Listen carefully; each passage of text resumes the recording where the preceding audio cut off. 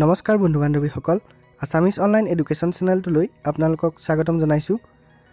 আজিৰ এই ভিডিঅ'টোত অসমৰ ডিচি অফিচৰ জুনিয়ৰ এছিষ্টেণ্ট পদৰ বাবে হোৱা পৰীক্ষাৰ পেপাৰ এখনৰ আছামিজ লেংগুৱেজ পাৰ্টটো আলোচনা কৰিবলৈ ওলাইছোঁ। ভিডিঅ'টোত মই কেৱল মাল্টিপল চইচ কুৱেশ্যনকেইটাহে আলোচনা কৰিছোঁ। ইয়াৰ বাহিৰেও পেপাৰখনত দুটা পেৰেগ্ৰাফ দিয়া আছে। এটা অসমীয়াৰ পৰা ইংৰাজীলৈ অনুবাদ কৰিবলৈ দিছে আৰু আনটো ইংৰাজীৰ পৰা অসমীয়ালৈ অনুবাদ কৰিবলৈ দিছে।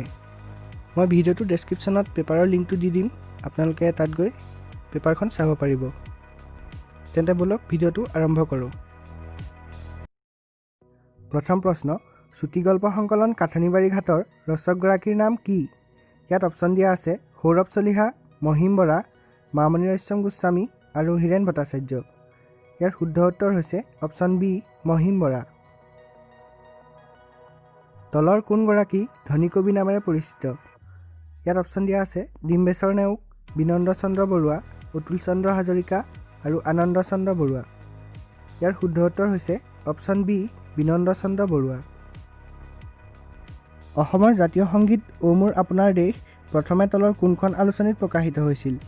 অপশ্যন দিয়া আছে বাঁহী, অৰুণোদয়, জোনাকী আৰু সুৰভি। ইয়াৰ শুদ্ধ উত্তৰ হৈছে অপশ্যন এ, বাঁহী।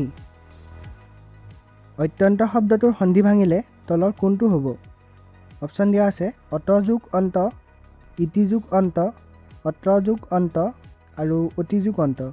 ইয়াৰ শুদ্ধ উত্তৰ হৈছে অপশ্যন ডি, অতি যোগ অন্ত।